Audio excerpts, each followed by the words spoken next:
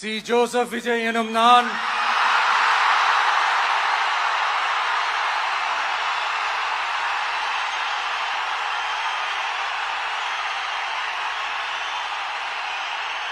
சட்டப்படி அமைக்கப்பெற்ற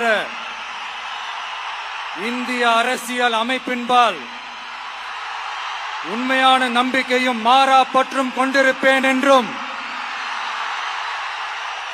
இந்திய நாட்டின் ஒப்பில்லாத முழு முதல் ஆட்சியையும் ஒருமையையும் நிலை நிறுத்துவேன் என்றும்